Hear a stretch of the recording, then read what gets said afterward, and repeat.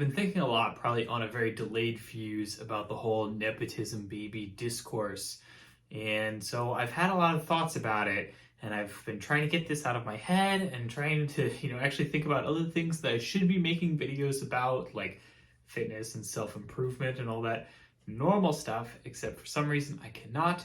And so I am going to get it out of my head by just getting my thoughts out here today. Also admit that I didn't really dig very much into the actual articles that everyone is discussing. I'm mostly just thinking and talking about the discourse as I've seen it on the web, on Twitter, and so on. Talking a lot more about the discourse itself than the actual claims that might have been made or not made in those articles or anything like that, because I don't really care. So I've seen a lot of people discussing, just like what the concept of a nepotism baby is or isn't. And I guess the whole conversation was kicked off by an exploration of the way in which a lot of folks in Hollywood are related to other folks in Hollywood. What a surprise. And that means that very often a lot of the people who are rich and famous today, or who at least have a very serious career, maybe they're on the very low end of being rich and famous, are just related to or descended from other rich and famous actors and actresses and so on. And I think it's such a bizarre concept to go ahead and give it a new name like that, to call it like, oh, somebody's a nepotism baby, because that's not really what you're talking about. What you're talking about is somebody who has privilege. We already have a word for that, so I'm not sure why we had to go and invent a whole other word to describe this concept.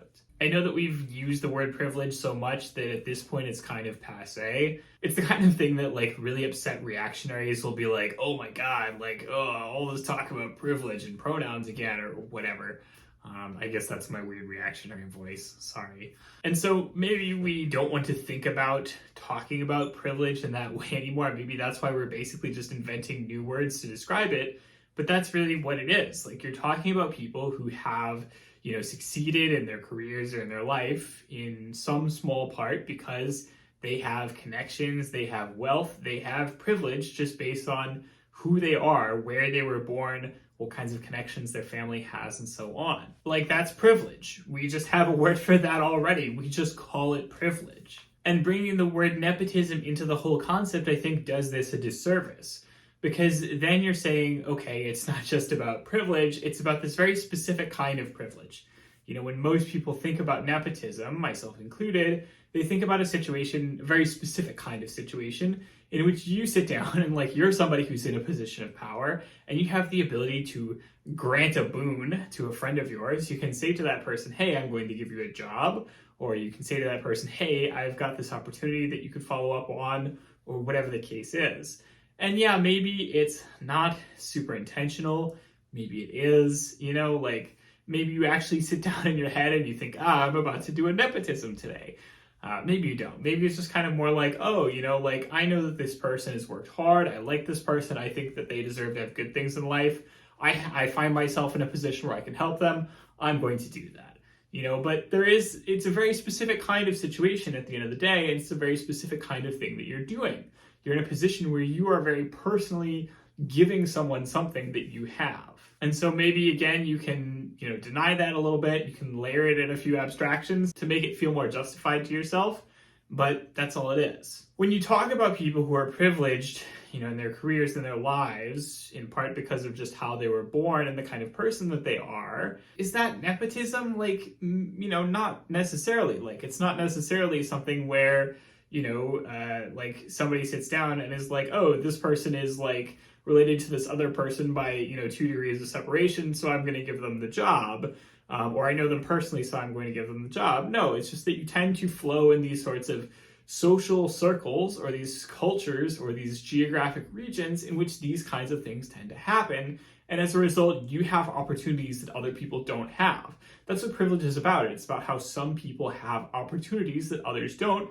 And that's based on, again, so many complex interrelated factors that involve things like who your parents are, where you were born, how much money you have, how stable your parents' income is, whether you have good access to food, access to good schools, and so on. Those are all things that feed into it. At the end of the day, nepotism would be something that really falls underneath the umbrella of privilege. That would be saying, like, you are privileged because you're in a position in which you have a friend or a family member who is able to give you a some kind of benefit as a result of just the fact that you are that person. So again, I think it really confuses it to try and be nailing it down to like saying that someone is a nepotism baby rather than saying that someone is just privileged. Privilege is a pretty broad category. That's kind of the whole concept of it, is that it's supposed to be a broad, generally defined category that makes it very simple to understand in that way. And also, privilege highlights the fact that, just because someone is privileged doesn't mean that their life is automatically easy.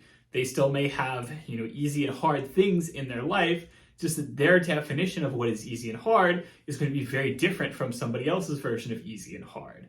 And of course, on a general average, they're probably going to have things slightly better off. Or they may be able to take advantage in very specific situations that grant them a lot of benefit, but then have basically little or no benefit in other situations. And this is such an inherently messy concept because, of course, it's not always easy to measure privilege or to really, put exact numbers on the extent to which, for example, somebody might have succeeded due to a combination of hard work, luck, being in the right place at the right time, having the right connections, etc. It's very hard to say which of those, percentage-wise is going to take up the whole pie chart. And that's why the concept gets so often mocked when people do try to boil it down to hard numbers and turn things into diversity points or ticking off boxes and being tokenized and things like that. But this is also why the concept of privilege is useful, because it admits that these things are messy and that you can't really boil things down to specific concrete numbers, and you can just say hey, somebody has some amount of privilege, and that helps you to understand the situation and assess that person as a result.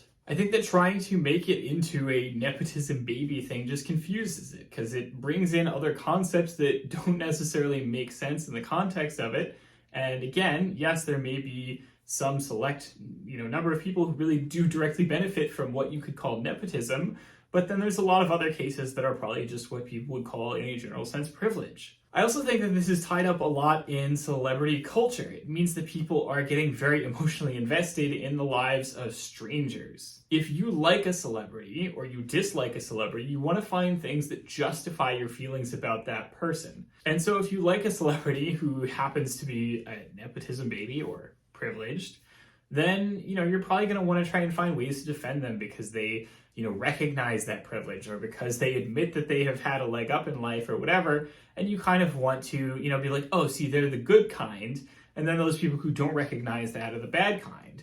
When the reality is that, who cares? You should not really be involved in, assessing the lives of pure strangers who don't know you. That's a very deeply parasocial relationship that shouldn't, you shouldn't be engaging in that much. It doesn't benefit you. It's like celebrity culture brain poisoning. We just want some strangers that we don't know / celebrities that we can turn into heroes or villains, so that we can worship them, so that we can invest energy and time into learning about their stories and caring about their lives and things like that, which I think is very unhealthy. And I think that this whole nepotism baby discourse is an extension of that. It's an extension of us trying to divine which are the good celebrities and which are the bad celebrities, so we can figure out, who we like and who we don't like, who we can worship and who we can villainize, and so on. And again, to me, it's putting a lot of unnecessary energy into basically just recreating the concept of privilege, but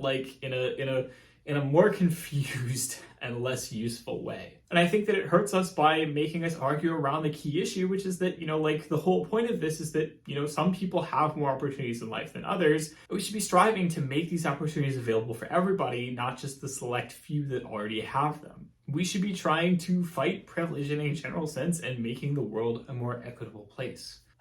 So, I guess I am entering my leftist commentator YouTuber era, whatever the case is. Hope you liked this video. As always, don't hesitate to like, subscribe, smash the notification bell, comment down below. Let me know what you think about nepotism babies, I guess.